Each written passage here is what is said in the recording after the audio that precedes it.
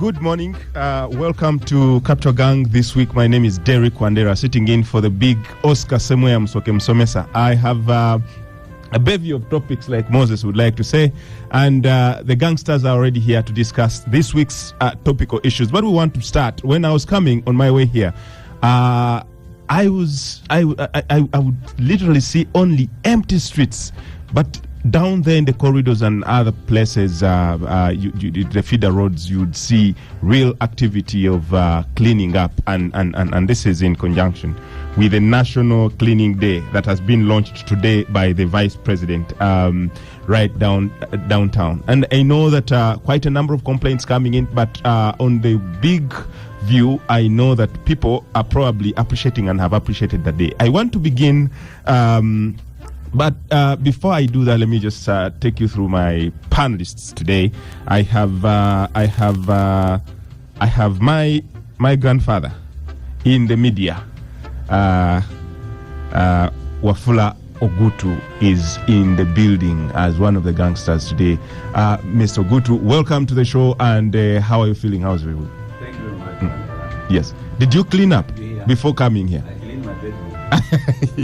I also have Edgar Tavaro, senior counsel there. Welcome, Edgar, to the gang. Did you clean up, or you came sweating, by the way? Thank you very much. I did participate in cleaning. Okay. And I live in a neighborhood that has mainly retired people. Muyenga, old money, really. Like in Tinda, like yourself. My parents stayed in Tinda as well, like the dawn of the media, of our grandfather, yes. Honorable Wafula Ogutu. Yes. I mean, I'm humbled to be in his presence. I grew up reading his opinions, and largely I was influenced by them as well. But the surprise is that, I was being a neighborhood of mainly old people. The persons who turned up to clean were mainly foreigners. South Sudanese, the Khartoum Sudanese, and the Eritreans. And that's their location. Their location. They really turned up in big numbers, and the streets are looking meticulously clean. I came upon many molds of garbage that had been collected, and I saw them dressed in, surprisingly, they were dressed in personal protective gear, gloves and overalls. So I thought, and I will have a particular. Yeah, true. We shall discuss that. We shall give our pros and cons. Absolutely. Honorable Wafula is. I have had the chance to be mentored by him, even when he's not in the media space. I call him off one or two stories here. He calls me to tell me, Derek, you wrote this story, should have written it like this and stuff like that. I'm very, very lucky that I'm quite frankly, there are things you could mouth off on air and off air, but I think Honorable Wafula Ogutu is one of the persons who have either willingly or unwillingly participated in stabilizing this country. Because if were he to publish everything, were he to publish everything, no, Honorable Wafula, were you to publish everything that came into your possession, believe me. So he exercised what they call discretion, and discretion, judicious discretion, and we really thank you for that contribution to this country. And I'm saying this while you're still alive. I don't want to wait for you to pass on. We also have State Minister for Public Affairs, the Honorable Lydia Wanyoto. Welcome to the gang. Did you clean up with the people of Mbale City? Thank you, Derek. Today was the national launch, so national cleaning and formed in Kampala. So I joined the heights of the Vice President and the Prime Minister to launch the cleaning. In Chisenyi, I've just come from Chisenyi, and the whole country had leadership, and the launch has happened. The actual work now will commence beginning the next month, every last Saturday of the month. So I plan to have my last Saturday of the month of August, which is the next one in Mbale. Then I'll join my fellow. I'm not the only leader from Mbale City. We are many, so I'll join my colleagues from Mbale, but it has happened today in Mbale City, and I want to thank them for launching from Mbale City. I've joined the team in Kampala, and we've done well. I would like to call upon all Ugandans to remain vigilant and take this one as symbolic. It doesn't mean that you should be cleaning only one day in a month. And I had people saying, we've not bought gear, we've not bought gloves, I just picked the broom in my house because you're supposed to clean every day in your home. I picked the broom in my house, I have a spade in my house, gloves, and I went and joined the cleaning. You have your gum boots, don't you go to gardens? Put on the normal things that you have. People are saying, I need an overall. I saw someone saying that they need an overall. They gave it names in the local languages. But She's referring to me. surely, What are overalls in local language? you are the one. You have reported yourself. So let's take this initiative. It is so symbolic. But just where I have been, we've loaded the 5 trucks of garbage. It's also in Chisenyi. Okay. In Chisenyi, in Kampala. That's where it was. Yes, that's why we went cleaning. So that means that even our effort is just not. It's a community thing. After the exercise, there is a baraza. You talk. Wananchi are happy to talk straight to the leaders. We are also able to meet them. There are also those quick fixes. People were happy to see a vice president. They've been seeing on TV. They put up questions there. They've asked. So it's also an interaction because you don't just gather garbage and go away. There's also a baraza. And those who have time, they can express quick issues for quick fixes and then going forward. So within the gap of the next 4 weeks, people now will be knowing that even if they don't have to come to collect garbage, there will be a leader to raise other challenges of the community. So it's a very good initiative. Actually, it was long overdue. I would like to applaud all the Ugandans without excuses or without being excited to having turned out, because they have turned out in big numbers. Yes. Where I've been, there are many big numbers. I know Baleste has had big numbers because yesterday I was there and we were putting in place the program with the Madam Mayor of the city and the other members of parliament are all in the field doing the same. The amendment in the national cleaning exercise is that our friends who are of the faith of the Advent, the Advents have been allowed not to work today, not to come out and clean, but they will have to choose between cleaning on Friday or Sunday. Okay. Because they should also clean. But that does not mean that they had to walk out today because they were not cleaning. The opening up was at 10 a.m. and therefore they can only go to church outside at 10 o'clock, but they don't have to work. And they will work, they have to choose either they want to work on Friday or Sunday. And for those days, we don't have to lock down because for them, they can work in an organized way as a faith. But for us, the rest of us, 6 o'clock on the road, clean. By 10 o'clock, you're at Capital Gang. So I think we've done well. Honorable, I'm going to start with you on this very one because we are seeing that the slogan is a clean Uganda is everyone's responsibility, and it has been organized by various MDAs, that's ministries, departments, and agencies. I want to hear from you who sits in the cabinet.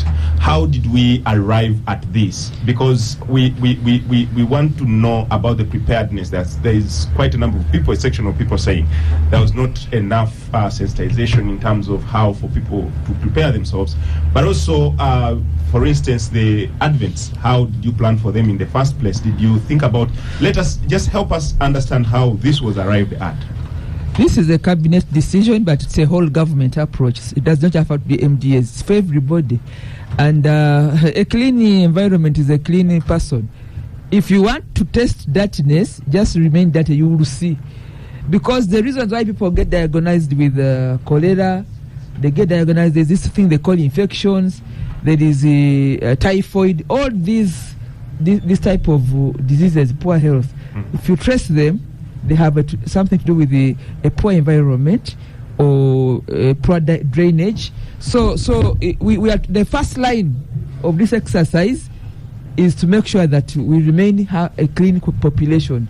So when you say it's everybody's responsibility as the theme, you want to be healthy, please come out and clean. And clean does not only mean where we have been, like the garbage centers and the streets. It begins with your home. I'm actually very surprised that people were asking for brooms and spades. Yes. How do you keep your homes? This is a national thing. Do I take my No, thing it's to the national Do I take my in broom terms on the of street? where did you take. By the way, they did my it. broom on the street. No, it is us that went to the streets because that's the leadership thing. But you, Right Honorable Wafula Gutu, you should have told us on radio that you clean your house every day, but you joined your village to clean. What's wrong with using your village? You gave us 6 hours to prepare for this. But you have your broom. You've And not the- answered and the that hours are question. night. What I have picked from Wafula Gutu is that he doesn't have even a broom or a spade in his house. So I am actually very surprised. Yeah, because to take it from me, I didn't have to go to buy anything myself. Yeah. But I went out to the street because we were launching. But even on my village where I stay, we woke up in the morning. I began from where I stay, the village where I stay, and we were able to clean our garbage centers as a symbol or a campaign to say, guys, this is the beginning of Kisanja, no more sleep and no more corruption. So we have begun in the right gear, and we cannot speak about cleaning our minds and cleaning the desks. We must also clean visibly the environment. Yeah, we So, for KCCA, we expect them to repurpose their budgets and make sure that they have enough garbage bins. So if you don't say don't And litter, and yet someone has nowhere to dump. Because if are drinking water, they must find a bin where they drop the empty bottles. People have paperwork. They must find the garbage where they throw paper or any form of garbage. Even preempting, there are some areas that sanitation where toilets are blocked. These are areas where you have to repurpose. Sanitation is very important. Environment and climate change is a global thing. This Kavera thing we found in garbage, there's also the campaign to sort garbage. You do not mix broken glass, Kavera, polythene, and then this decomposing from the kitchen. You know that we carry all the matoke from the villages, the peelings of the matoke. We carry all the animals Kampala to slaughter. You find there feathers of birds, you have chicken, all these, the heads. So we need to learn also how when you are living the household garbage. I hope Right Honorable Wafula will now agree with me. Even your garbage bin, we need to sort. If you can have one that has plastics or polythene, and then one that has this biodegradable garbage, so that we are able to deliver it to the rightful pits and also do the recycling. We have companies that are coming up with all sorts of proposals to manage and recycle garbage so that it's also used either for biogas or for fertilizers. But we must begin with our health. And this is going to attract tourism. Every tourist or everybody, including domestic private, people want to go to clean places.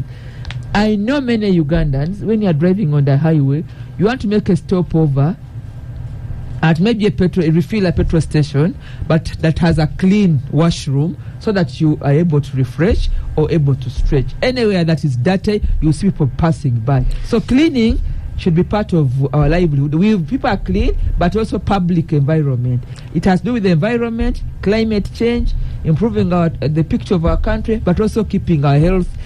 If we can reduce the burden of disease by being clean, so it be.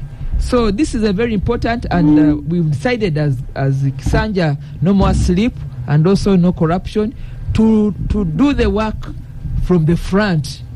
That's why I woke up this morning in my cleaning gear, and as I was out there right from the village where I live, I woke up with my rubbish up to where the launch was. I was at the launch because I had to support the launch as a member of cabinet, but also to go and support my leader, the High Excellency, the Vice President. But ideally, I should have been in my home village where I live in Kampala, or better still, I should have been in Mbale State where I'm a member of parliament. But everything was in place. I want to applaud Ugandans because there are a few here who are making it political, but if you splash out. I was watching some screens when I was on my way to the venue. I found that many Ugandans have embraced this exercise, right from Fort Portal to Arua to Mbale City where I come from. Even in Busoga, many areas of Busoga, I saw in Ibujiri, people are there cleaning while Yes, yes, we call the central where Uncle are there, people are cleaning, and he's here, he's just here laughing. But it is good that he has also come to make a contribution. He said he has participated, but we've been joined. Very good, we've been joined by. So let me finish, Derek. We should be intentional and deliberate on the efforts to position and brand our country, and to work for a clean population and a clean environment, and to deal with issues of climate change and environment. We've been joined by Dr. Herbert Nabasa. He's a Commissioner of Environmental Health at the Ministry of Health. I want to bring you in right there because you have been the custodian of the preparations for this. Do you think after the first day you have a few notes to take and probably improve or like work on, but also just give us a background of how we arrived at this very important strategy in our health system?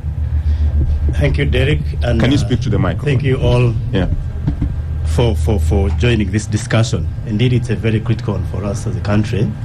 As a ministry, we've been at the forefront because we are the most affected. We interact with the Ugandans each day looking at the burden of disease, but what is most interesting is that the biggest percentage of this burden is preventable. Speak a little bit closer to we are talking about diseases that look like nuisances. Diarrhea.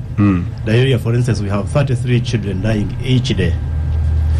And the implication is that they are eating a bit of feces, and just to be a bit contextual. And this is something we can stop. When we talk about the context of town, for instance, we have 9 people defecating openly. 9 out of every 100 people defecating openly in the environment.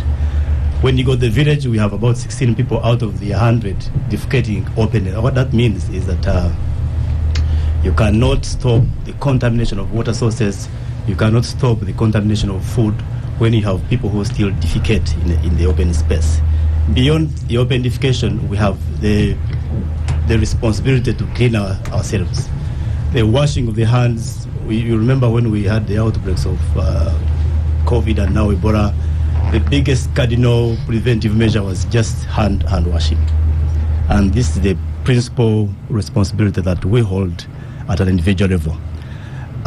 Sometimes we want to hold government responsible, which is correct, but it is in governments, in countries all over the country, people must be responsible for their personal hygiene. Personal health, having a toilet at home. I remember when we were growing up, we got how the model village, how the model home should look like. You have the katandaro, where you clean your plates and put them.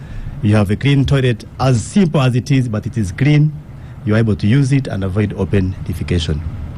And so in the context of disease, we hope and believe that government can actually support communities to become responsible for their own health.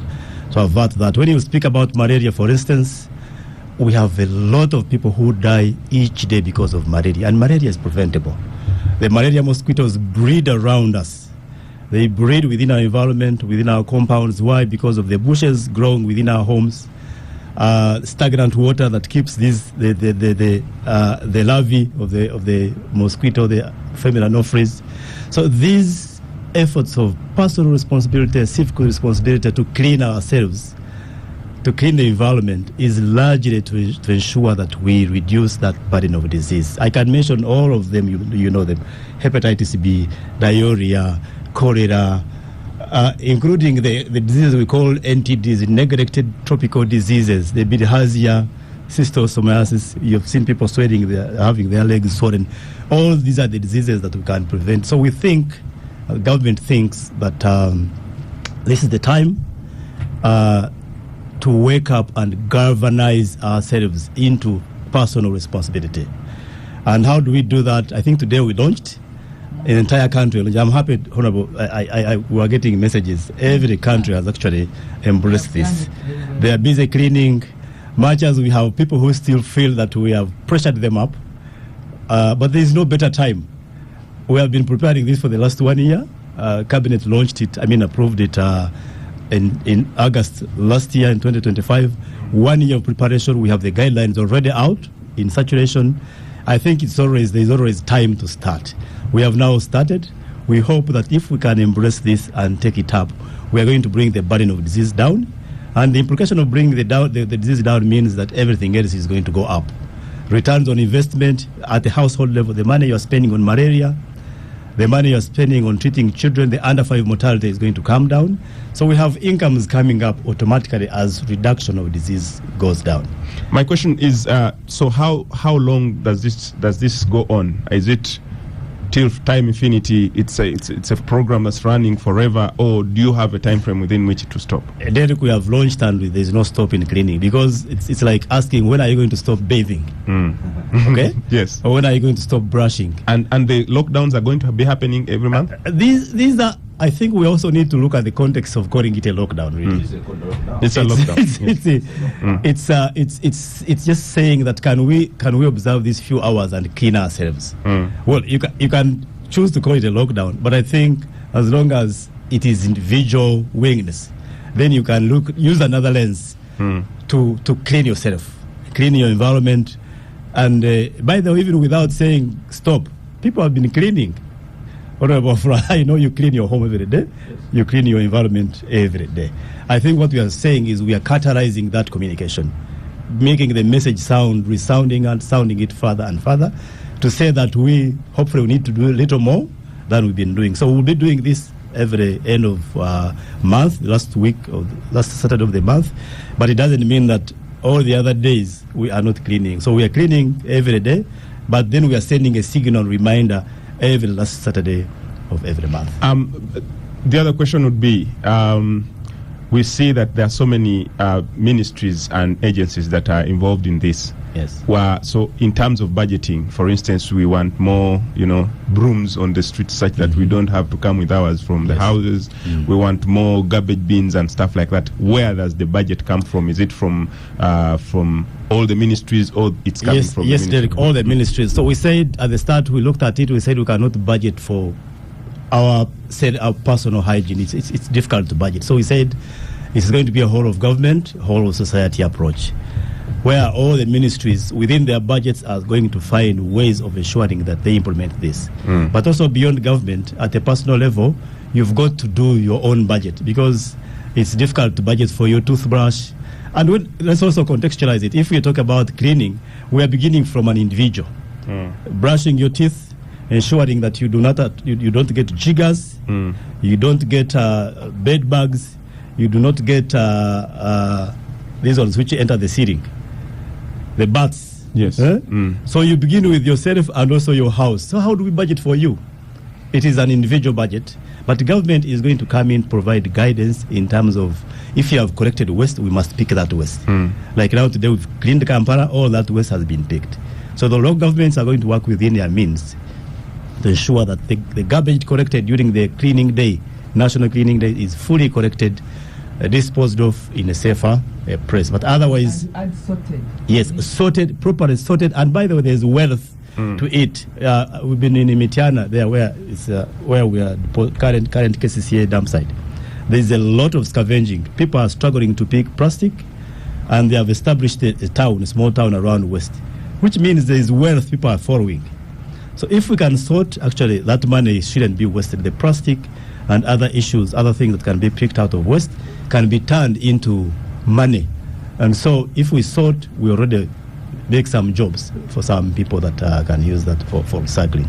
With the involvement of the entire population in the country, you probably want to think about the things like dumping centers. We know, like last year, there was a catastrophe in that main dumping center where many people died and lost their property. Yes. How has government planned for the dumping centers in making sure that now garbage is going to be more, because there are more people involved in collecting on the streets and stuff like that? Yes. Are these dumping centers So all the cities, all the local governments have been mandated actually to ensure that they have the official dumping sites. You call them landfills.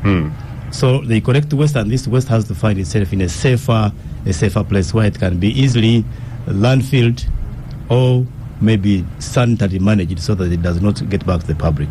For the Kampala city, where we have a huge burden of waste, the space that has been gazetted is up and running.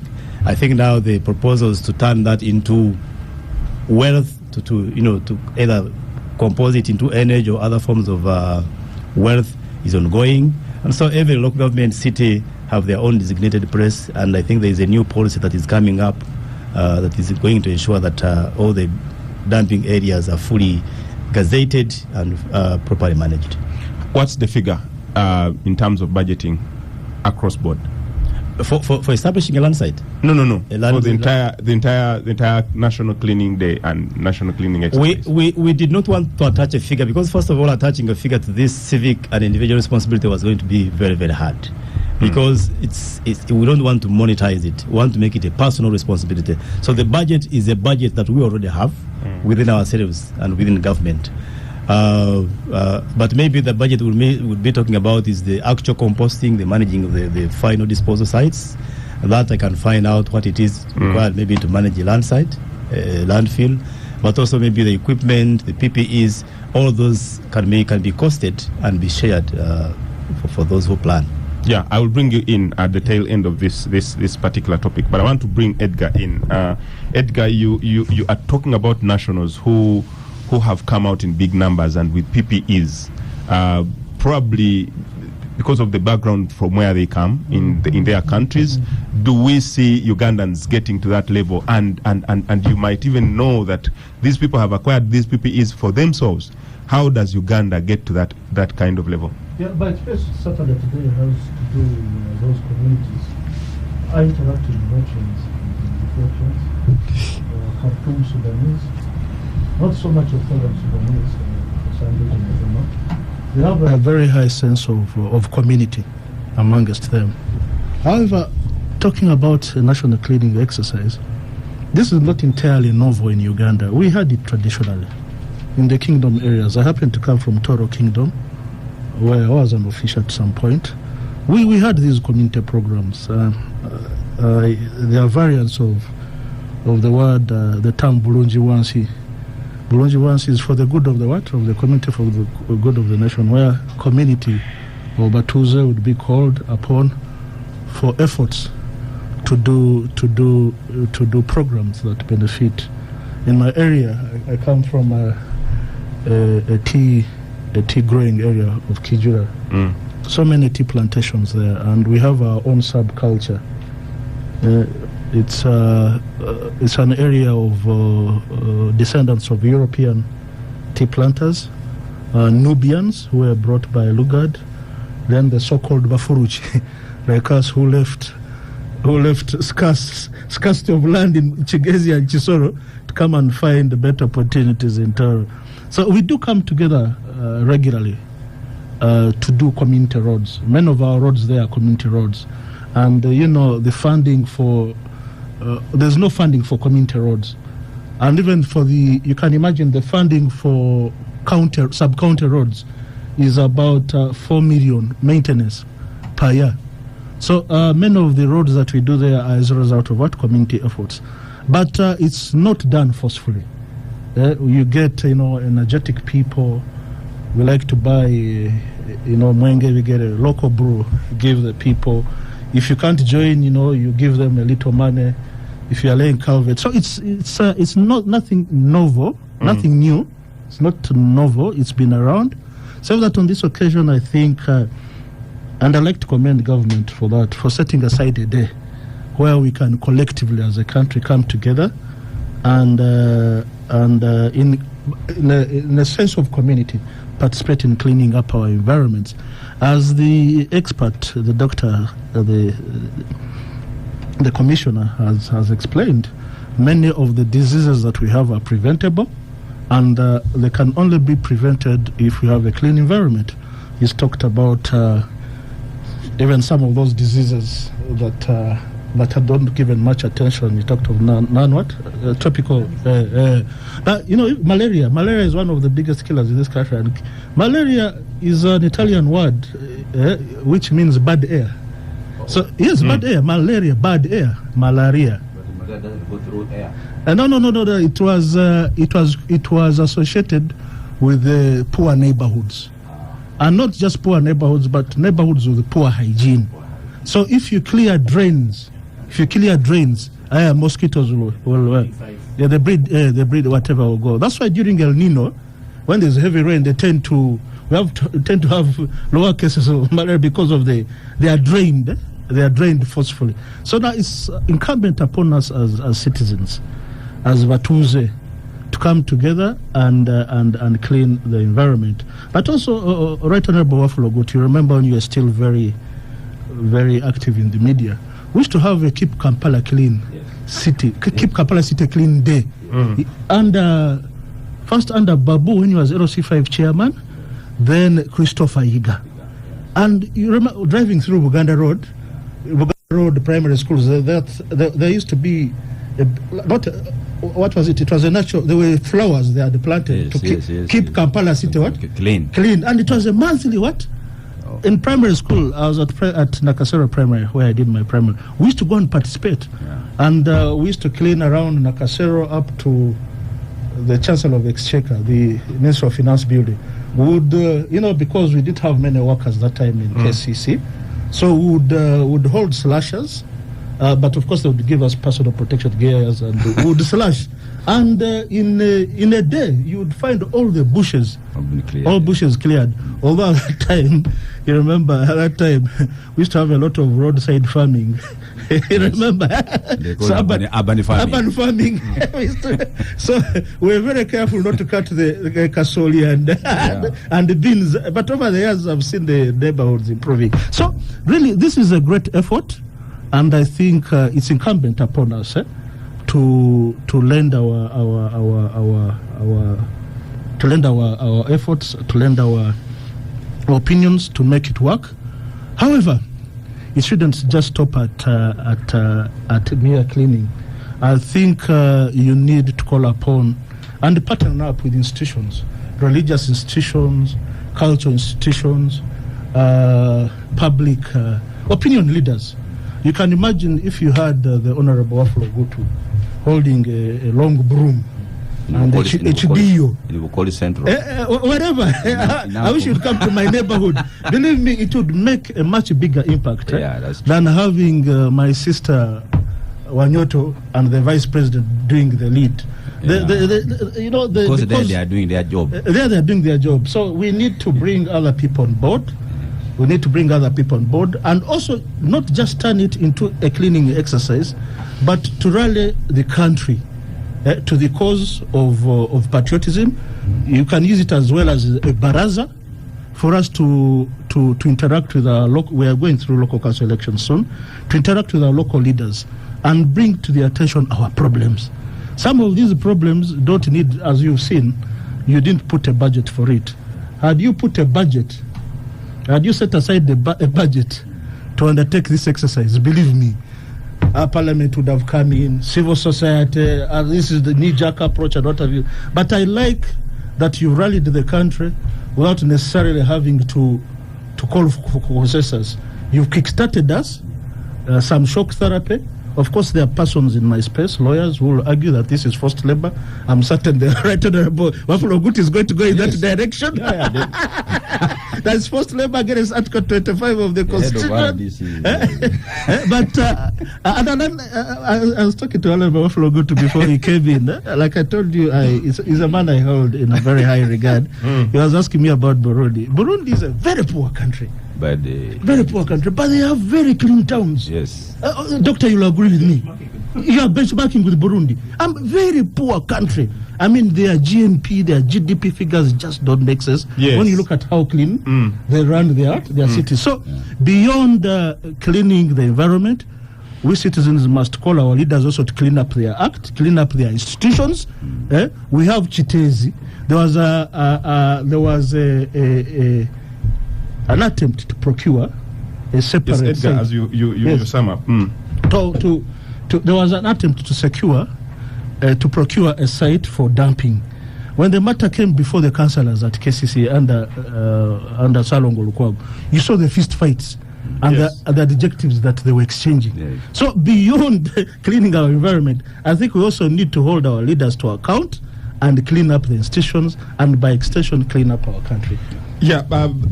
Edgar, you bring up very poignant points there, but I want to cross to my grandfather in the in the trade of journalism. We've also been joined by the head of RDCs in the city, Fred Bamwini, And the RCs.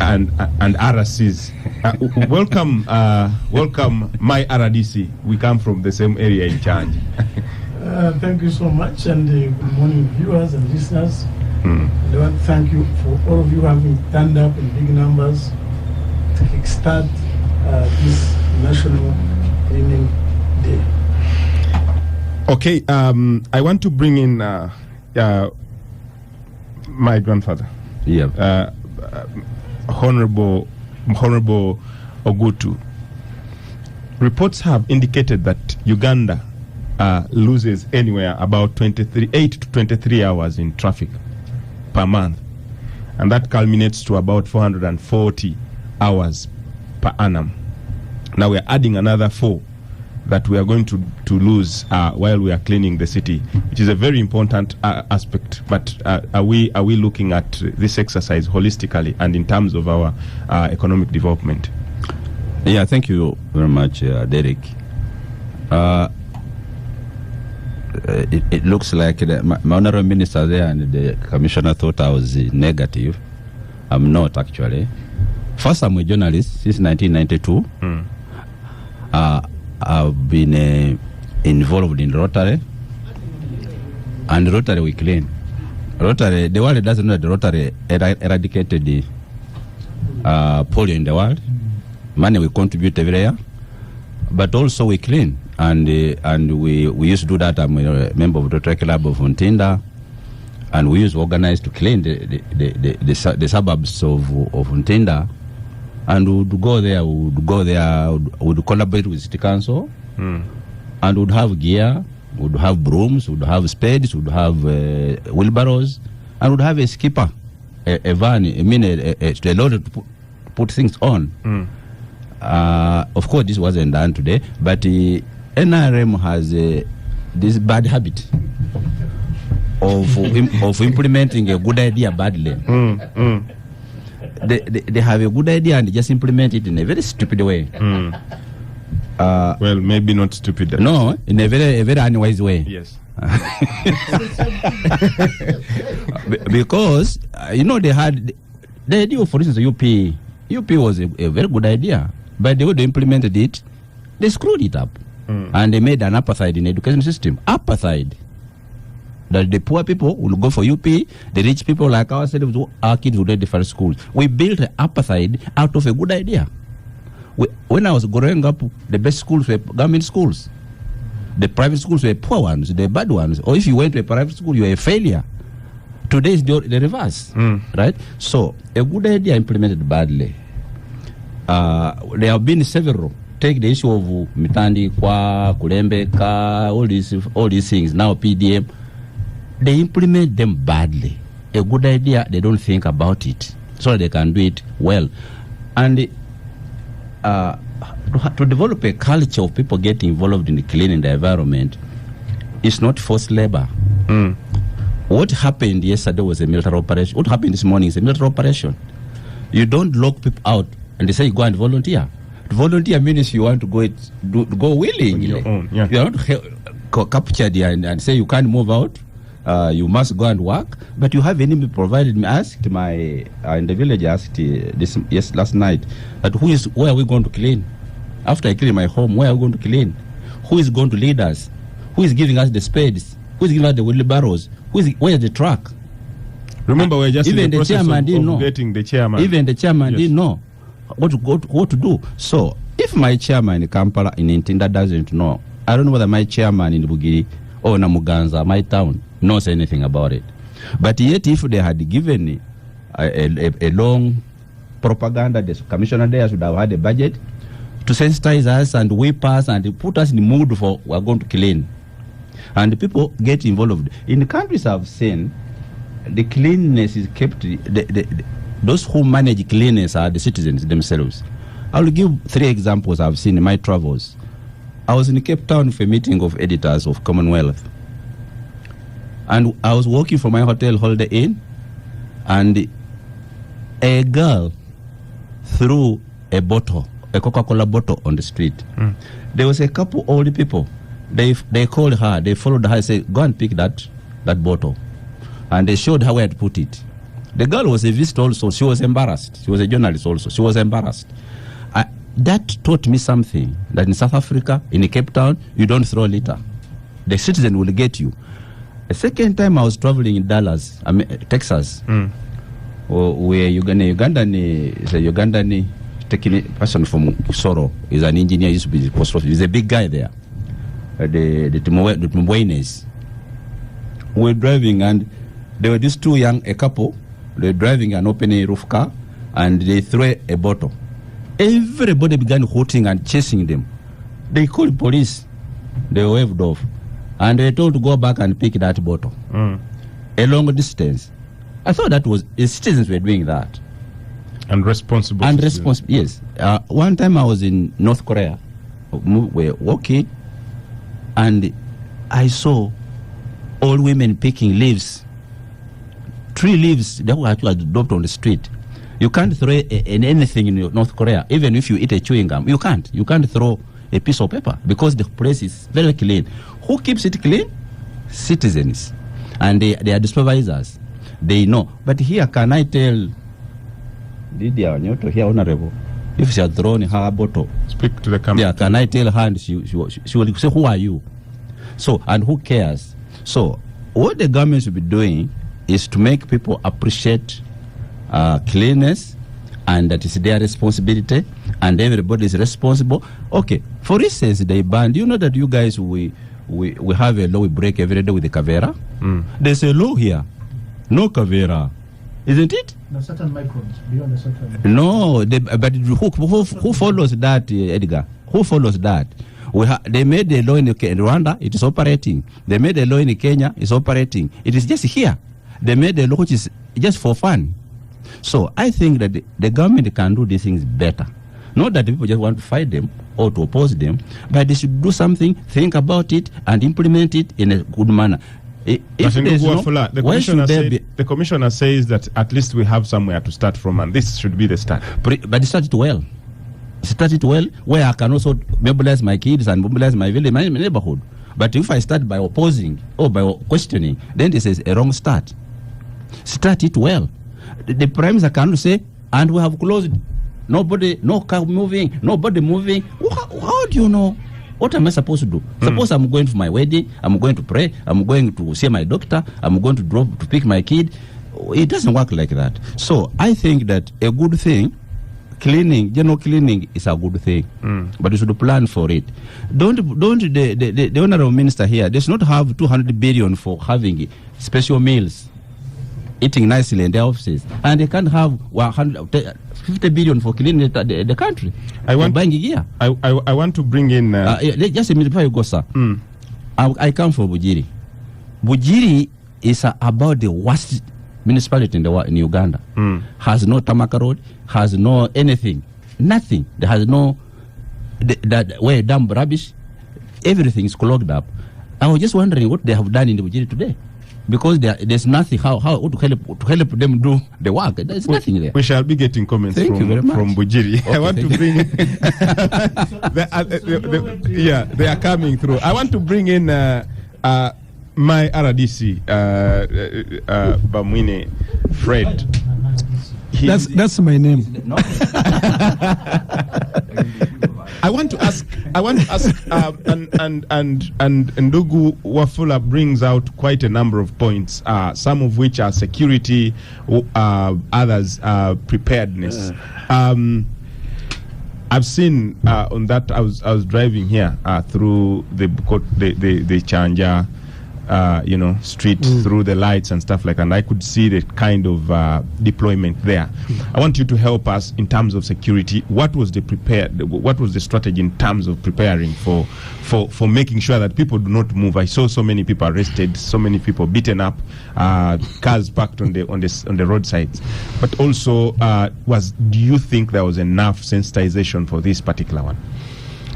Thank you so much, Comrade Wandera. I want to thank the viewers and the listeners of this program, and also the members who are on this gang. One, it's it's very good that you have brought it as a topic, and I think it has achieved. That's one of the big milestones now, that the Capital Gang is discussing this National Day of Cleaning. It may have begun with some loopholes or what, but it has begun. But before we go to this, we are going back to where we started as a country.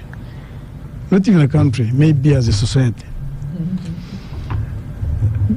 This was before the colonialists came. That's how we lived as communities. How did these communities survive without these medications and what? Doctors and what? There were some cultural norms which were important for survival of society. And one of them is hygiene. But when we came to these issues of the whites, then we were taken up. But even when colonials came, some of the traits were maintained. Now the challenge came between the contest between communism and capitalism. And the capitalism was saying, anybody can do whatever he wants, laissez-faire. The communists were saying, no, families should behave like this. Societies should be like this. The debate continued. So when communism collapsed in, I think, 98, now we went into laissez-faire. And it affected us as a country. Now, Uganda it became more worse because it is a cumulative of the events from 1962 to 86. Because that time, by the time NRM came to power, the issue was, can I be alive up tomorrow? That was the issue. So the government came with that, let us make sure people are alive and are happy. So they thought when people are happy and alive, they remain with their culture of washing up their face, cleaning their teeth, cleaning their compound. We thought people would, by nature, they would continue with those traits. And that's why we fell short. And I can tell you, there's nothing new we're going to do which has never been done before. Comrade Wafu is my long-term friend, he knows it. When we were growing up, one parish chief, not even a parish, below a parish chief is what? Below there was a parish chief and then below him. No. The parish goes to the village. So there used to be some parish chiefs. One person, you could find him with 30 men on a rope taking them to sub-county. One person. Even this Brunjwansi. And there was no opposition. Once the parish chief has said this, but when we went into this laissez-faire, we demystified power. Then we came into what we call elections. I can tell you when elections came in, the chairman LC1 cannot talk about people who take banj in his village. Because they are the ones who speak loud, they can campaign him. Yeah, as you sum up, we need to go for now. Waf has mentioned something which I wanted him to be honest by himself. He talked about South Korea. No, North Korea, where you cannot drop anything. Me, I can say all Eastern Asian tigers, all of them, how did they achieve it? They did not achieve it by getting... Commissioner, let's go for a quick commercial break, and when we return, we shall sum it up, and then we cross to another topic. Back from the quick commercial break, my name is Derek Wandera. I'm sitting in for Oscar Semwe Msoke Msomesa. We have quite a number of interesting topics today to handle. I'm reminding the gangsters that we are joined by Star Cafe to power our gang. I can see many people, including Edgar, trying to warm up to jump in and do the needful. I left the elder to start first. That's what we do in our council. So Honorable Wafula has started, then the rest of us can follow. It's in front of me. It's in front of me. Yes. So I want to bring in. I want the RDs to wind up in 1 minute. Then I go to the commissioner to close up. Yes, I will. So when you go to the Constitution, Article 17, J, it says it is the responsibility of every citizen to create and protect a clean and healthy environment. And that's what we are doing today. Then the government of Uganda passed a law called the National Ethical Values Policy. And when you go to, there are 10 of them, but in this particular case, number 1 is respect for humanity and environment. Then number 7 is social responsibility. So where has been the challenge? The challenges have been 2. 1, politicization. To look at everything in terms of politics. That's where we're getting it wrong. 2, also NRM to be shy, to say, yes, we brought this liberty and peace, but peace that is not absolute. It is not your responsibility. It is peaceful, but you should also be responsible to work. You should also be responsible to clean the environment. Yes, as you sum up. So I think now, fortunately, the president promised it in the manifesto, and I'm one of those who slept very well last night when this program was launched, because I have been writing and writing. I hope you will sleep well today. No, we are going to continue. Now it has been launched. Yes. Because I'm also writing, I'm happy that Honorable Wanyuta is here. We must also, in the same day, we should, I think, incorporate planting a tree. When we are cleaning, we plant a tree. Thank you very much. I want to cross to the. Fine. But me, I'm saying, since we have started, because these are crucial issues. These are crucial issues. If you can see the amount of money we spend in health, and they say 75% of the ailments can be avoided if we have a clean environment. So I support, and I want to thank Ugandans how they turned up. Since this is the beginning, once we have finished elections of LC1, because there was also that malaise. LCs are not working now. They're in a campaign mood. Yes. I think after Tuesday, when the elections are done, we shall go deeper and organize it better. So that at least every month, you have a village council meeting talking about that environment and enforcing it. Let's have the commissioner, but I hope that your suggestions don't make us bite too much than we can chew. Commissioner, you have a minute to sum this topic and conclude. And I want to sum it by responding to Right Honorable Wafula and any other who has some feelings about that the government has just come in a brutal manner. I want to say that the civic engagement, the mass media, and the community engagement is just not starting today, Honorable. If you tune on this radio, even now as we are here, we are communicating to the public. So the community preparation, the engagement about disease prevention is our daily responsibility. If you circle around, you will see that we are doing this on a daily job. Now, what we are coming in to launch is just to galvanize the country, just as in one go. But also why we have some bit of the one which looks like a bit militaristic. It shouldn't look like military. It's just to say, let's all of us behave for now.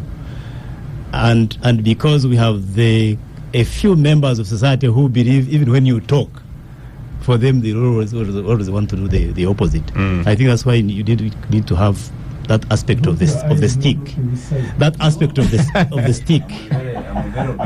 So as I sum it up, yes, as a government, we have been doing engagement for disease prevention, and the benefits are enormous. They are very enormous. The returns on investment are high. We believe that once we do this, we can clearly see the benefits coming through.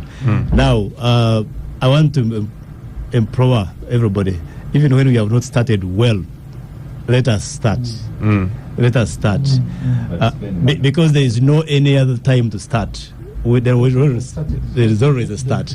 And I want to assure you that the next round should be perfected so that we can continuously improve this and we become examples like our neighbors, the one we talk about.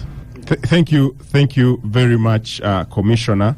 And you have made your submission and you are free to leave. We are going to continue with other topics that are on table. Absolutely. Yes. Yeah. Let us maintain the table. Absolutely. We will. We the rest of us can speak amongst ourselves and raise rage and throw jabs around because, the experts- because of our political leadings. Yes. But the expert will bring us into it, and we thank him really for. I want us to cross to the next topic. Last week, I think Tuesday or Wednesday.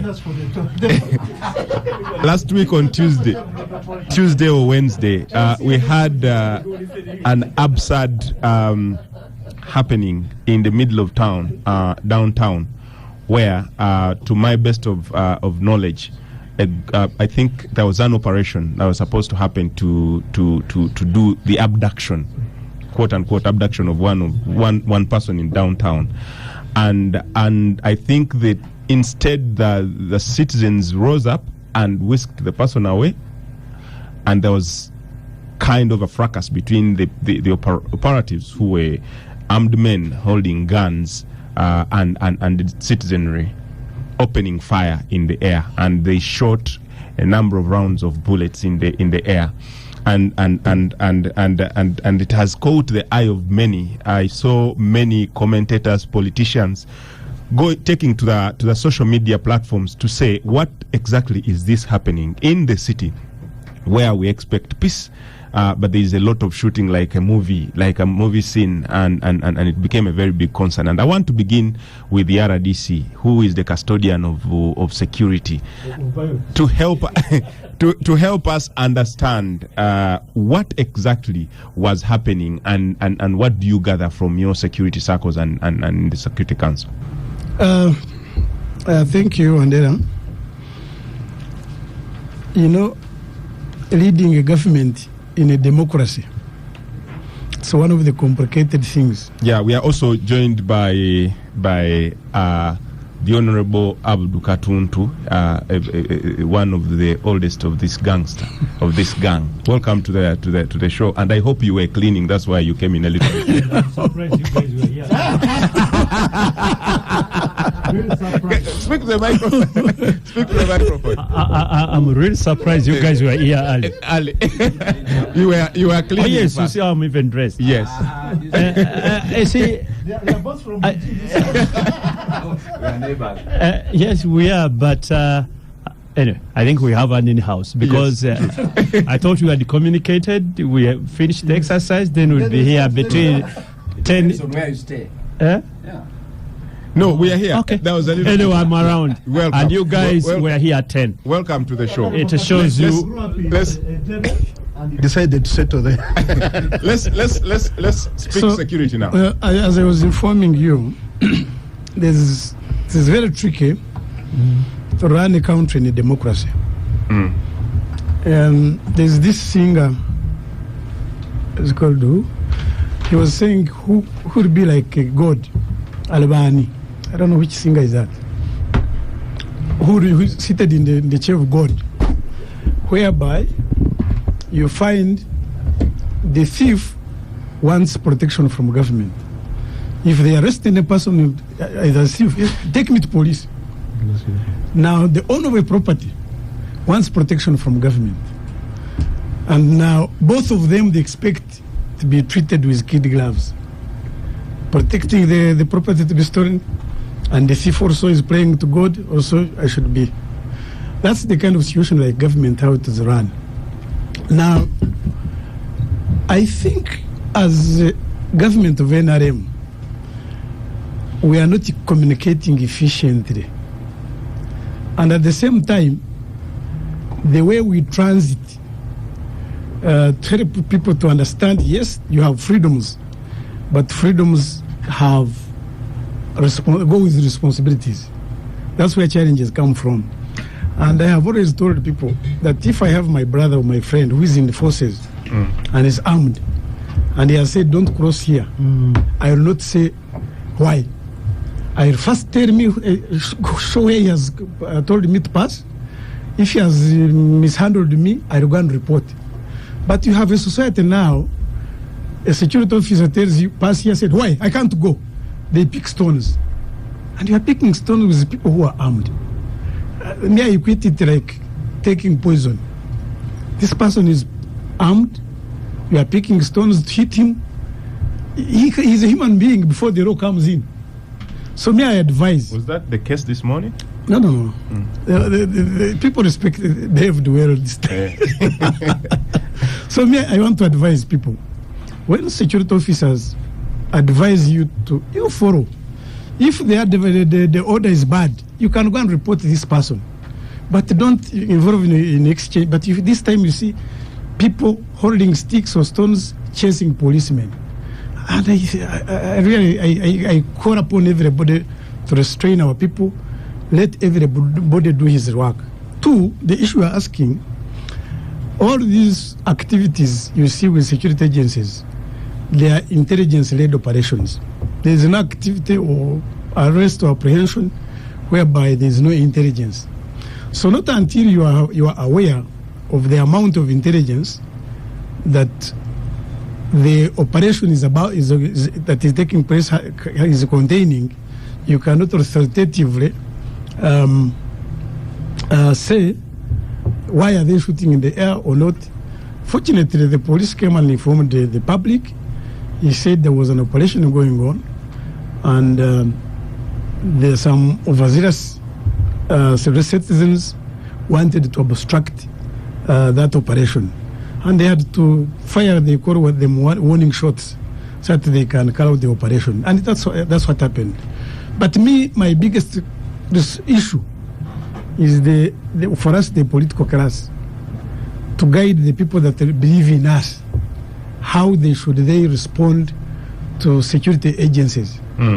Fortunately, in Uganda, you are innocent until proven guilty. So what happened downtown? Yeah, there was an operation, and what was the operation? The population wanted that one. They don't discuss it here. What was the? There is no operation that will be discussed on the media. Why did the police said? The police said there was an operation taking place, and the population wanted to obstruct, and they gave one warning shots, and the operation went on. So, was it an overt or covert operation? It was an operation. Was it an overt or covert operation? I don't know. No, you see, you ought to. No. You see, why I don't know is simple. Why I don't know is simple. What me and you saw is people shooting. That's what we saw. If there was no shooting, we wouldn't have known. Why did they shoot? Because the population was surging, and that's why I'm saying that's not a good conduct. Did you find out why the population was surging? Because this is within your circles. Yeah, of course, why not? Once that's what I started with. Once you have a population which thinks before you do any operation in the area, you must inform them. Then you lose it because you don't know the kind of intelligence that is involved.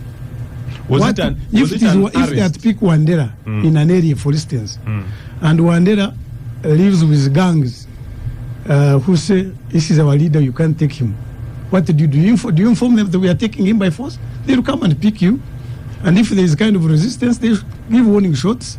And so, I want to request everybody, let us drive in our lanes. If we feel there is something wrong, still you can appeal. You can appeal and say, there is this activity, it is ugly, and it's not good for the country. Fortunately, we have a listening government. Aradisi, I want to ask you one final question before I cross to Senior Cartoon to hear. We've seen many of these operations, and you'd see that these people were armed, and most of them not in uniform. Couldn't identify them whether they belong to any security agency or they were goons coming to rob.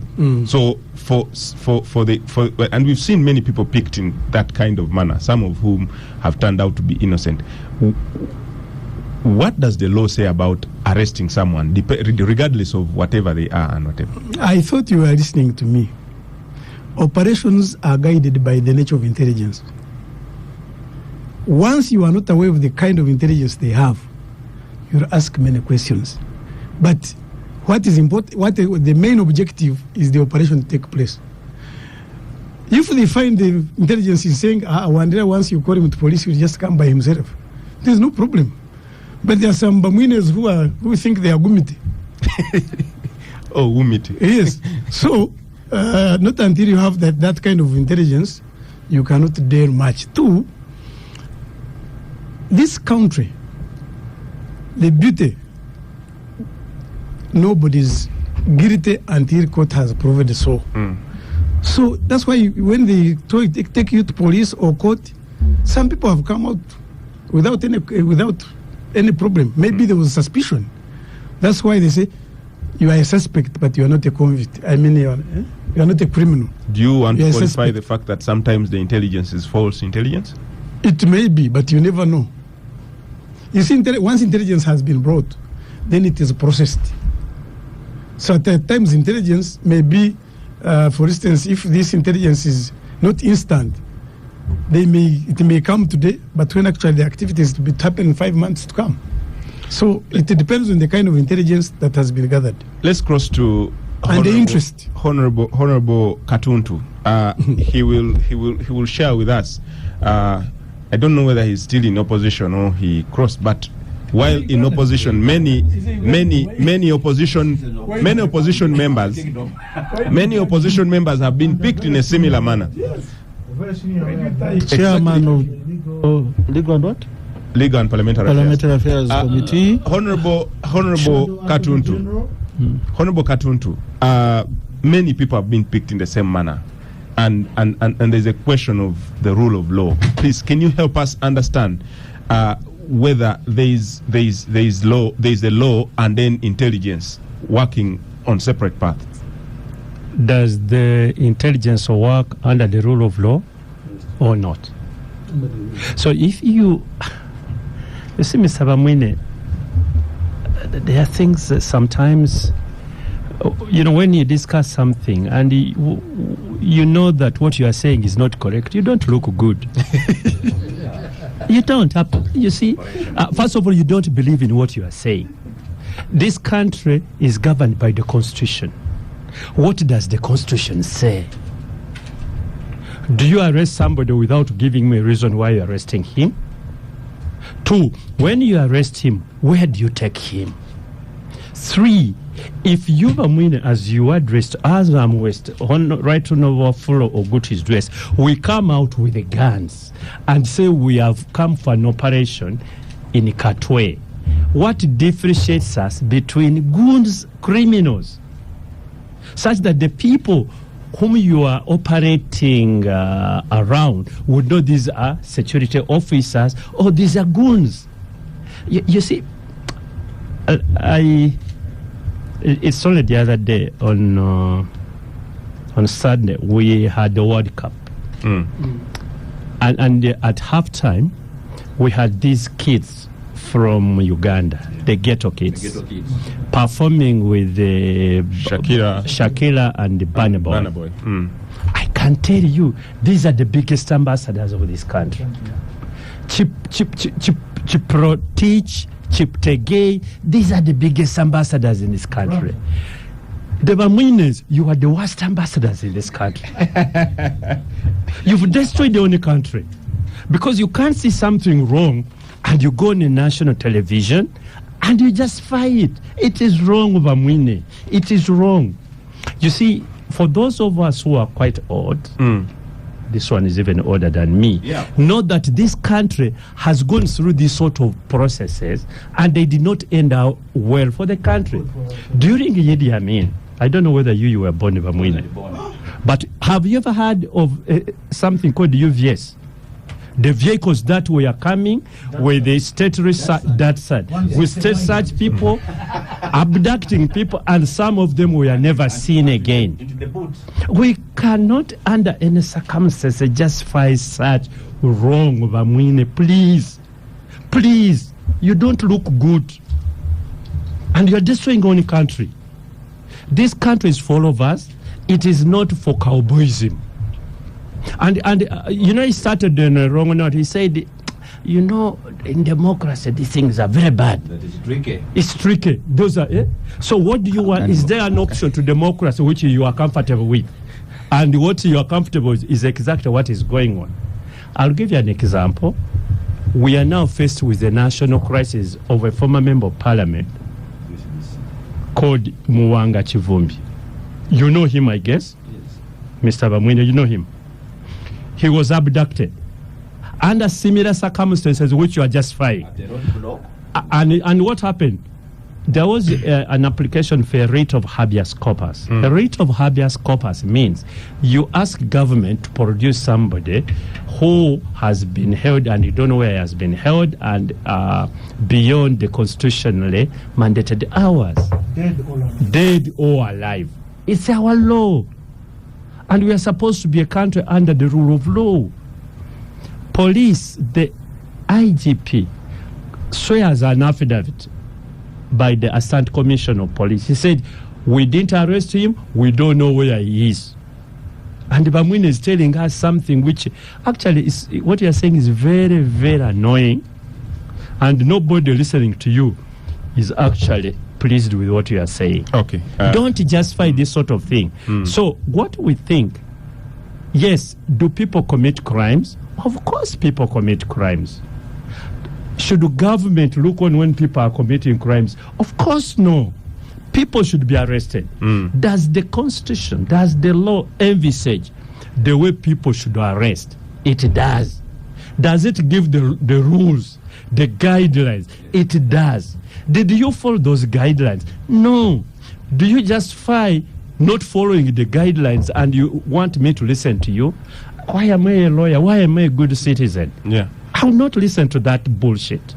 So what we need, of course, it is actually bullshit. Honorable Let me tell you, you never see me, I think Ms. Awandera, you never see me speaking like this. Yeah, but we should be. And you know why? We are talking about people's lives. Yes. We are talking about. We need to be restrained. Lydia, we are talking about people's lives. Yeah. We are talking about people's husbands. We are talking about people's children. And they have been abducted, and some of them have not been seen. Derek, and no. somebody is telling me that I should start smiling about it. No, Derek. I know you are not happy, but certain language certainly can't be used on this kind of video. And you need to. Okay. Do you want me to withdraw it? Withdraw the statement. I've withdrawn it. Thank you. Let's go. When I sit in that position, I think the problem with the chair. I think the chair. But anyway, the point has been made that some of these things are not acceptable in a true democracy. And the challenge is, can we do better? Can we do better? We don't, and you know, why I was a little bit taken up by Mr. Bamwine, because he's in charge of security, somehow. Because RDCs are in charge of security. Exactly. You have a few seconds to. Yes, and if we don't talk to them like this, they will continue doing it. They should know that there is a section of the population which is not happy with what is going on. Today, do you know why? Why the United States has labeled us as a country not to travel to. Level 4. Do you know what that means to our country? No investors. No investor. No serious investor will come to invest at a country at level 4. You are killing people's jobs. You are killing income. You are killing the image of this country. And we are crying, please don't drag us that. This country does better. And by the way, to end up with, you asked this question of whether I'm what and so on. We have to acknowledge that the NRM has made tremendous strides in some areas. You can't move 4 steps in front and you do 5. It doesn't make sense. Let's cross to my grandfather in the profession, Right Honorable Ogutu. You have been animated during the submission of the Honorable Katuntu, and I know that many of your party members that you subscribe to are in prison. Some of them are in incarceration after being picked up in a similar manner. What kind of picture does this shape for our nation? You see, thank you, Derek. The RDC there began by saying it is very tricky to run a country and a democracy. I thought when you have democracy, everything is oily. What is the opposition other than? Yes, the opposite. Because when it is a democracy, everything is oil. Everybody is respected. Everybody feels good, self-belonging. But no, don't. I will come later. But to say that it's tricky, democracy what we're looking for, listen, and now to I'll use is a bring it negative. in to So, respond. you see, I hope you'll give me time to. what people are getting fed up and they are being pushed against the wall. Like you put a rat, a cat against the wall to jump on you. People are being abducted. Me, the part I come from, I have friends of mine who are in jail and detentions who were abducted in a similar manner. Yes. Why not you?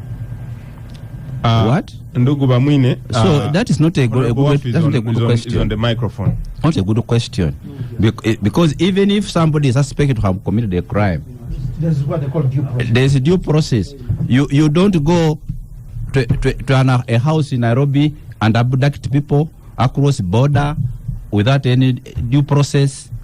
There's no law involved, there's no police involved, there's no court involved there. You bring them here, put them in a military in communicado. That is not what we are looking for.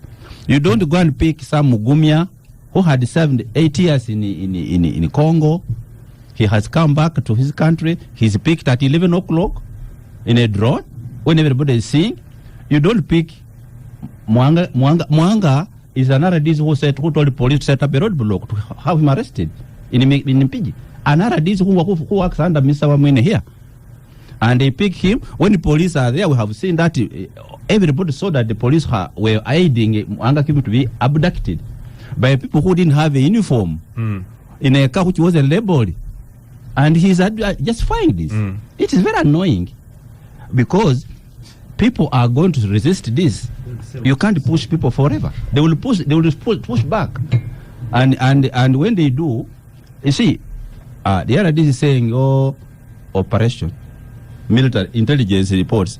Okay, intelligence means you work behind the scenes, go and report, and then you go to the person and say, hey, Right, Edgar, let's go for a quick commercial. you have break. done When this. we return, you will have. Yeah, time I'll to finish. sum it up. You have done this, and we have. The Capital Gang on 91.3 Capital FM. Welcome back from the commercial break. It is a heated one and very loud, and people are crisscrossing each other with the fingers. And but my name is Derek Wandera. I am sitting in for Oscar Semwe Amsoke. And please, gang, I see you very energized after taking Star Cafe that is empowering us this morning. I want to bring in Edgar. Edgar has been very animated during the break, and in fact, you know, making faces. I want to hear from you. What does this mean in terms of what Bamwine is very difficult, is feeling very uncomfortable with in terms of democracy, because it's very tricky according to his words. I've interacted with Bwana Bamwine for some time, for nearly 2 decades now. Nearly 2 decades. At that time I was a young academic and full of life. We talked about that bit of my life, Honorable Wafula. And I've heard that talk, reckless and irresponsible talk of democracy. Actually, there are people who believe that democracy that can deliver development. They say we have too much democracy. If that were the case, if that were the case, Africa, Latin America, and much of Asia would have been the most developed parts of the world because of dictatorship. So that argument is pedestrian, and quite frankly, it shouldn't even appear on such on record of such whatever a media house of source. So we set ourselves in 1994, 1995, culminating into the 1995 Constitution. There are basics. And the preamble to that constitution lays it out very clearly where we are coming from. So we all came, and we are sharing a destiny, and that we are bequeathing to our children and posterity this social contract between the governed and those who govern us. And those are the minimum standards. You can't run away from them. Does the state can the state legitimately use force? Yes. But under what circumstances? Under what circumstances? And under what circumstances do you enforce an arrest? Lawful order from a what? lawful authority. The moment you go outside those parameters, the moment you set what they call it opacity as against transparency, then you are diluting what we set out for ourselves to do. Democratization is not an event, it's a process. Yes, we do take steps. There are people who will be pulling in different directions. Fledgling democracies, nascent democracies, are never easy. They are what they call the birth plans of a democracy. But there are certain minimum standards, even amongst our communities, of what they call Ubuntu Bulamu. Ubuntu.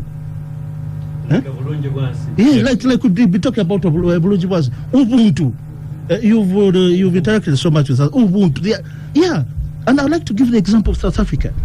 When the South African, the post-apartheid South Africa, when they were trying to, what they call it, Africanize the bench, so as to, the bench was white, and not just white, mainly Boer, and to protect white monopoly capital that gave birth to the apartheid regime.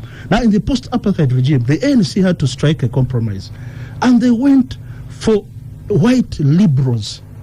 And many of them happened to be Jewish, led by the leading person there was Justice Arthur Shackleton. And you saw the transformation. In fact, he's the one who first initiated the principle of Ubuntu, getting it from the Zulu and Xhosa, cosmology. So there are certain things, people, whichever side of the political divide you belong, there are certain minimum standards that we are human beings first and foremost, and we should be treated humanly. If you have committed an offense, yes, you're talking of intelligence-led. I know in operations, they are covert and overt operations. But where you have a police officer donned in a police uniform, maybe being led by covert, that there's an offense that is likely to be committed or is going to be committed, or there's a reasonable comprehension that there's an offense that has been committed, there are steps to carry out an arrest. And first thing is inform the family members, then to detain them in a gazetted detention center. Permit them access to their relatives, legal counsel, and health care. I mean, these are bare minimum things. Whether you are NRM, whether you are PPF, PFF, we used to take PPF injections as children, and I feared the injection. So it's one of the reasons why I fear PFF. They remind me of that huge needle that we used to take. And used to be standardized. People's Front for Freedom. Oh, PF, not PPF. No. Because of the traumas I have from that injection, I fear they were full as of this. No, the jokes aside. This is called PFF. PFF. Yes. People's Front for Freedom. The jokes aside, people, there are certain obligations we put ourselves to. There are certain obligations that come with authority. Because one day, you're in that seat, Mr. Bamwine. Tomorrow, you're on the opposite side of things. Or even a case of mistaken identity. Or a case of pure framing. You can be framed tomorrow. You are always elbowing another for these positions. It is very easy to label you. I don't want to say certain things. I've been framed sometimes. I'm only lucky that my name lands on. This is why I think we need to speak out loudly. President Museveni is known to go and find out, is the kind of person who has distinguished himself that when they say for Afro Dugutu, he will double check and send out teams. Why can't it be replicated in all whatevers? And the Bamwine's don't destroy President Museveni's legacy. They don't. Don't destroy Actually, President Museveni's legacy. They are spoilers. So Why didn't you support him? Him. What do you mean? President Museveni was my candidate last election. Last election. It is public. It's public. It's public. Yes. He did it. Honorable Wafula Ogutu for many years when he was editor of the Wakilo He topic. betrayed us over his Sanja. Then we need to make Not a even over Kisanja. There's certain things that when it came to creating districts, Honorable Wafula is one of the beneficiaries I want for affirmative action for Vujiri. Yes. I want And to. it was a compromise. I know you struck with him. Yes. Over. So people. He's our elected president. But quite honestly, let me make this appeal. You never know when you are a victim of some of these excesses. I want to cross to the Honorable Lydia Wanyoto, who has been quiet all through, and she has been steadily and fastly partaking of the Star Cafe. The Honorable Lydia, what do you make of this situation, and does it concern the government now that you sit in cabinet? Which situation? The situation that happened downtown, where a person is going to be abducted by ununiformed armed men, and then the population resists. That you can't take someone away without doing due diligence, like the lawyers have told us, because that was the situation. Due diligence must be followed. It's in our laws, it's in our practices, it's also in our methods of work. So I do not know what else you want me to say, because that is non-standard. Well, the RDC seems to insinuate that the government had an intelligence-led operation. He's here, he can explain that. Yeah. He's here, he can explain. Exactly, but he's here. Let him now explain the policy. So, before I leave you, Honorable. And he should be given actually time to make his case. Maybe you did not understand him well. It's only fair. So I cannot speak for Nara DC who is here. I can speak for what I know and what I practice. Because beyond being a government minister, a member of parliament from Mbale City, I'm a citizen of this country. And a lawyer at that. I cannot now begin talking things that I do not practice. If you have an issue with me, I will follow the due process. Get you to police, get you to court. And you have your day both at the police and at court. That's what I do. I want to cross to RDC Bamwine. Yeah, I want to give him a double microphone.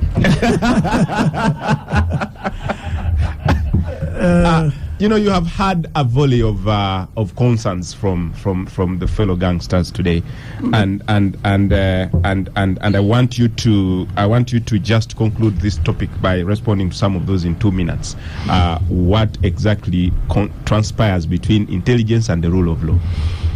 I think the concerns are very valid, and more so in the government led by President Museveni, because he has time and always come out, even in writing. When you are doing this, do the following. Remember those press conferences he normally holds in writing. Yes, he has always come out. So that's why I said that we have a government led by President Museveni which is listening. Let me give you an example. Most of us here, we have children. They are your children. The public expects how they should be behaving. But one of your child can go and misbehave or be errant in society. And when he comes, this is not how we behave as this family. These agencies that carry out security, we want Wandera to come for the following reasons. He may reach there as somebody on the ground and misreads the environment or finds the situation is different, and he puts in his own method of work. That's why all these security agencies have internal disciplinary courts and tribunals. The army has court martial, police has tribunal, and even intelligence services. The beauty is that we listen. Don't think that from what is happening, we don't listen. Then when we listen, we go back and collect. But the Katunta, I may have a problem with him now. Mm. He has been in parliament longer. And some of these errant situations at times have been happening. You see, the constitution vested all the powers to parliament. It is the one which has the power to make laws on any matter for order, peace, development, and good governance of Uganda. So if we find that, okay, these intelligence services, security services are supposed to provide law and order for everybody, but we have found out that at times they go across board. How should they be handled? And we document it. Because I know, like intelligence, their work is to gather intelligence and hand it over to the implementers. Now, but you may find you have sent Bamwine, and he reaches in an area, is surrounded to be how do you call it, to be lynched by the public. How is he supposed to conduct himself? But still, when he goes back, the leaders of that institution must hold him accountable, because when he was going out torturing people was not part of the mandate. The question is, when do these operations happen? Pardon? When do these operatives turn up in plain clothes? When do they turn up? No. That one I can assure you. Even if you got that one, I can assure you. Armed. The deployment and the method of arrest. You see, Katuntume is aware. If what government knows on all of us was in the public, some people may not sleep. We were here, I think, some months ago, when the whole Kampala was gagged up with criminality. The effort that is taken to make sure that the society becomes stable is enormous. And unfortunately, when that one happens, that there is a lot of criminality going on, it is the security agencies that are bashed. And when they use all methods to make sure that it is calm, and one or two becomes errant, then we forget the good thing and we concentrate on the bad one. But I can assure you, as somebody from government, internally, these agencies have disciplinary measures for anybody who goes aboard is put order. Two, we have a head of state who is the consumer of intelligence in this country. And I can assure you, from time to time, he will always come and update the country on what is happening on ABCD. But all the intelligence happening to everybody cannot be put on table. I wish you knew how much we have on you. That's when you will know. On me, particularly? Because you're pointing at... No, I'm talking of Ugandans. Because not all of us are good. By the way, let me tell you, on top of that, the government also has a responsibility to protect those who want to remove it. It is also its duty. So you find you have this person who wants to remove you. It's okay, let him do it in a civil way, but not use the hand methods. So what is not coming out clearly, legally, is at what time, what kind of intelligence should be shared with the public, and at what stage. And I think that's what is missing. Thank you. Two, I want to go to another topic. Then the law on this errant security officer who has gone beyond our laws, established laws, when he's being punished, should he be punished publicly? Can it be an internal in-house cleaning? What is... So those are some of the things that... But this is our country. We are listening. There is the law and the practice. Yes. I want to to shift from this topic that was very very emotional, that Abdul Katuntu mentioned certain things and blamed them on the seat that he was occupying. No, but he's right, because for him to be able to be a member of parliament, to come here to Capital Gang, he's aware there are some people who don't sleep to make sure that environment is created. Guys, and it is not created in a silver platter. Yes. We want to cross to the LC1 elections and the women councils. Yesterday, the women councils cast their votes, and on the 28th, the LCs will be electing, and I know I want to begin with the Honorable Lydia Wanyoto, because I know she has been part of the Women Councils at some point. How was the election of the Women Councils, and what's the preparation for the LC1 elections on CAM 28th for your constituency, but the entire country, now that you are minister? The microphone. We have two sets of elections going on, but they are very important because this is the foundation of the governance system in Uganda. The leaders at the village level. We have 72,000 villages in Uganda, and on the 23rd, the first election happened when we were electing the village level women council. In the cities, the village is called a cell. So for the NRM, we registered a massive victory because we have been mobilizing the people to participate. We first of all had the primaries for the NRM Women Council leaders, and along the way there was even a verification exercise by the NRM party leader structures. So for every village, for every 72,000 villages in Uganda, there was a woman flag bearer. So the election happened on the 23rd. The results that are being filed now show that we have a big success story. So next election for the Women Council will be on the 28th, I think. They are now going to elect at the parish level. The election of the Women Council it closes at the village. If you didn't participate at the village, you cannot join in the middle. That's what the law says. So it is ascending in a closed manner. So those who were elected at the village level are the ones who are now going to elect among themselves those who will lead at parish level. So there's an element of dropping off along the way. Then those who are at the parish level, when they elect, then the others will drop off, and then we shall have those who go to the sub-county. Then from the sub-county is either to the city level or to the district level. Now the chairpersons at the city or at the district level will be the ones who will form a national delegates conference to elect the national executive, where we shall have the national chairperson of the Women's Council and the executive, where there's a treasurer, publicity secretary, general secretary, that team.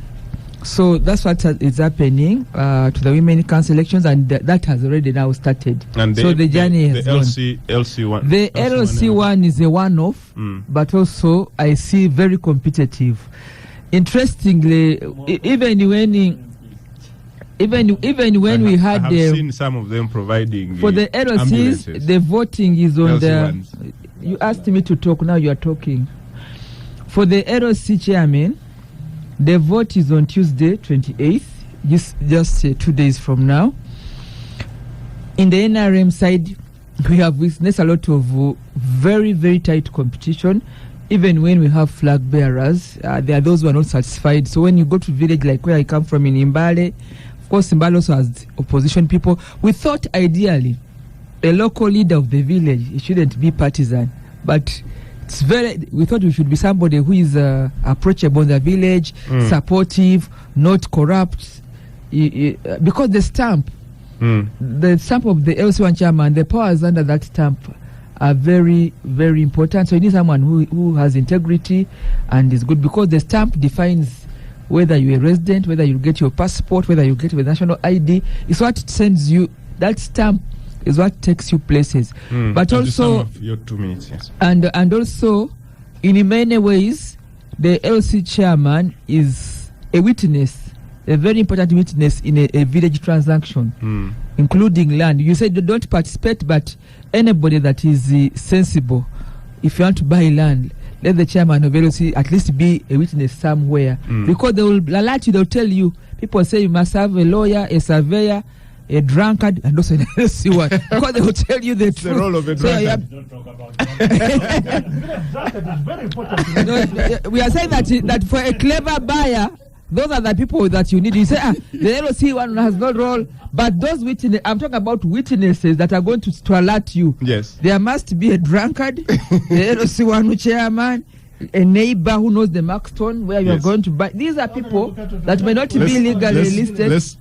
But a drunkard can also warn you. Talk to the village drunkard. So now they give you raw intelligence. Edgar, you're on microphone. So Make your submission in 2 minutes. Conclude, In 30 seconds. Yeah, so the election of the LOC chairman on Tuesday 28th, 2 days from now, is going to be very competitive because you can stay on the same venue or the village for the chairman now to elect the members of the executive. So people have been told, line up for the chairman, stay a few minutes to elect also the village executive. But in what I've seen, because I've been in the field, is the most, even this morning, the people that were carrying most garbage and shouting are candidates in Chisenyi. So it's very, very competitive. And if we NRM, if we have good candidates, it will be good to win. But I cannot guarantee that a flag is enough because of the fights I have seen. We have to work a lot to deliver that office. Edgar, you have why it is. It's because of the value of this town. Edgar, you have you have 1 minute to conclude on this topic. The LOC structure is the first contact you have with the government or the state, for that matter, And with the people. or the people. So it's very critical that we take our roles very seriously. I did vote in the presidential, parliamentary, district chairpersons, then the LOC local. I did participate, and indeed on Tuesday I'll go to cast my vote. Although I reside in the I'm a registered voter in a different village. So you have to go to your village where you're registered. Yes. It's about residence. Indeed, I've seen the LC one trying to approach me. I will participate definitely. It's my small contribution to fixing this country, besides appearing on the gang and interacting with brains like Right Honorable Wafulas. And Right Honorable Wafula Ogutu, you have your microphone. You see, for 1 minute. Derek, thank you very much. The last 2 weeks I've been in the village trying to understand this election.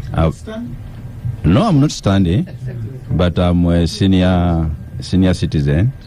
But I've been into Bujiri and Mayuge, Bujiri and Namayang and Busia, and I was trying to look for candidates for my party to stand for LOC1, and a lot of them said they are not going to stand under opposition. They are fearing they will be picked. They are fearing the line. No, they are fearing they will be picked. They are saying, if they can pick BSJ and Chagulanyi has run away and they have picked Mwanga Kivumbi and they have picked everybody, you people are big people there. If they pick us, we are nothing. They will just even kill us. They told me that in the meeting. I was holding meetings, and they said they are not going to stand. A lot of them said they will stand as independents. They are fearing opposition card. It's a very bad development, and the RDC and the Lydia may think that is okay, but they are withdrawing. It's okay lining up or what? Or other candidates? Madam Honorable Lydia, I just said people fearing to participate. Okay. It's not a good thing. And then I saw a lot of money. I saw LOC1 hiring buses, music. A lot of money. LOC1 is where there's no salary. And I said, what is this? Then I also saw a lot of young people. The office is not going to be for people who have a dignity, who have who listen. They're just young people. Just want to put young people who don't know anything about. But young people might have dignity. No, but they have no experience in as you sum up your 1 minute. You Katuntu Honorable, to go and see a boy of 20 years at his home, who has no home, actually no wife, becomes a chairman. It does not like that. Really, that's not like that. Then, of course, there have been massive, like the women thing was massive rigging. NRM would go and have their own polling station. When they are waiting this way, they come and declare they have finished rigging. Then, but I also saw a lot of interest in the election. Young, they want to, that person who is helping them in the village, which is a good thing, that one. But the fear for us in the opposition, we feel this election is a done deal for the NRM. They have taken it for because of the fear which has been going on for the last. The Right Honorable Abdul Katuntu. You have the microphone. I want to agree with Lydia, the Honorable Minister of State for Public Service. My view would be this election should not have been partisan. It should have been about community leaders. Yes. And then that will certainly resonate with what the Right Honorable Wafula is saying, that you have somebody, they look at him as an elder, he can sort out community problems, can chair meetings, sort out either land wrangles, family wrangles, community problems, mobilize the community for Bulungi ones like this, what we've been going through and so on. However, the mistake was us then, and I have to repeat, us then when we were in the opposition. We are the one who went to court and they said, since it is multipartyism, pluralism, we want to feed. That was our mistake. Yeah, that was our mistake. And you know, sometimes we need to do what we call introspection and say, look here, what did we achieve by this? Because even originally when the Wafulas were brought this NRM here, these were supposed to be our elders and community leaders.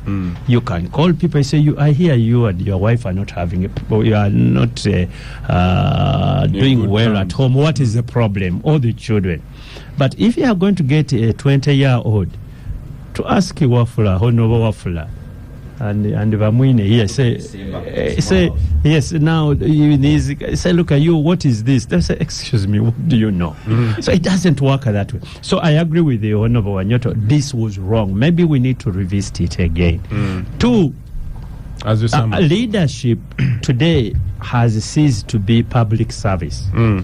That's why if you look at when they were registering, the convoys of vehicles and the monies Wafula is talking about really don't seem to make sense to anybody. In some areas, they are donating ambulances. And you're like, what is all this? So the issue is not actually not money. I don't look at it that way, that you see people should go there because there is money. People like leadership. That alone is a treasure in its own, and they can even spend money to get that sort of status without saying that I'm going to earn money. However, what we are looking at, there are people who look at it like any other political office these days. People go there to earn a living. That stamp which Honorable Wanyoto is talking about is so valuable because one, if it's a land transaction between Edig and Vamwine here of 100 million, I'm telling you, 1 million or 2 million will remain with the chairman and all those guys. Or even more. So that is the sort of thing we are saying. But I see a lot of enthusiasm amongst locals and those who are seeking this office. And to end it all, this is also a problem about the opposition. And you need to take note of this. Lydia is right. Today, I don't know. You've been right most of the time. I'm always right. Let me tell you why. During these women council elections, NRM sometimes is enthusiastic about it. It also goes ahead of everybody and organizes. The opposition doesn't. They are just waiting for LC1 or the formal government structures. So they don't sort of participate actively in these women structures and so on.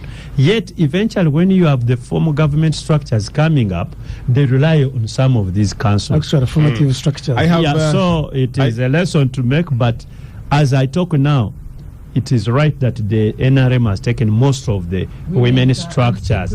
And later on, they are going to use some of them for purposes of this other structure mobilization. Yeah, I've seen the enthusiasm really high that I've seen one of my fellow senior journalists, Solomon Serwanja, running in his village for chairman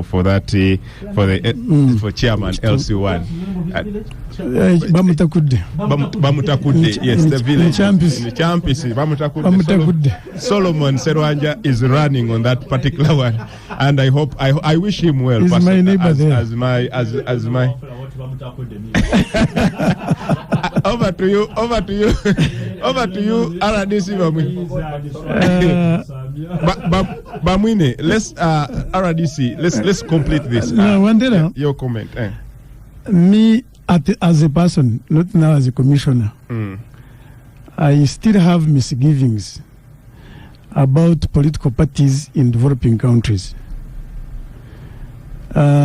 Because when we are under the movement system, you could elect people based on 4 principles: broad-based, all-inclusive, non-sectarian, individual merit. And I can tell you many people appeared on the stage and became leaders. Exactly. You didn't need to look at, as long as somebody has emerged, people listen, look, I say, this one is the right. Wafri is competing with Bamwine on chairmanship. The public, the community say, Bamwine is going for defense, Wafri is for chairman. Because the community knows them better. That's where I think there we lost it. Because now it's about which party do you belong to. Whether you are capable or not, this one is not our party.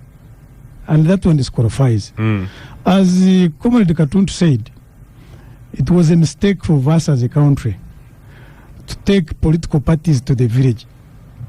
I think it should have stopped at the sub-county, political parties, such that the village is left for the people to look at their good leaders who can bring the villages together in terms of development, welfare, security, and the rest. So we missed it. And I think as we make amendments, that's one of the things we need to look at. 2, we also made a mistake in when they made an amendment. Initially, every office was competed for. They could vote for chairman, every position, such that every leader has this mandate of the people. But now, if you elect a chairman, is a drunkard, Commissioner, he represents his committee of those ones. So I think that's also another area it deserves. let's No, what I'm saying, because we are looking at this person who is for development of the community. Now you have wrote, because after the chairman having won, any group he brings, they will have to endorse them, because he has that power. So I think we should also in amendment to allow all positions to be competed for. If chairman is weak, defense can work. If like that as it used to be. Yes. And in fact, in Women Council, it is still there. All offices are competed for. Yeah. Thank you. But this is a matter, Mr. Wandera. This is a matter, Ugandans, you must be careful. Our time is fast spent. A chairman LC1, like for security, is the foundation of this country. We base on LCs. Yes. In that time where I was referring to come from a village to another one as a resident, you had to get a letter from this chairman introducing you to the other place. Thank you. But Thank now, you, Bwana, because all these criminals have where they stay, and it is the chairman to decide. Bamwine, thank you, Edgar Tabaro. Thank you, Honorable Lydia Wanyoto. Thank you, Honorable Abdu Katuntu. Thank you, the Right Honorable Wafula Ogutu. Thank you, Star Cafe, for powering the gang today. That's where we can stop for this week until we see you next week. Next is Rough Cuts by DJ Nyowe. Have a good evening. My name is Derek. Good morning. My name is Derek Wandeha.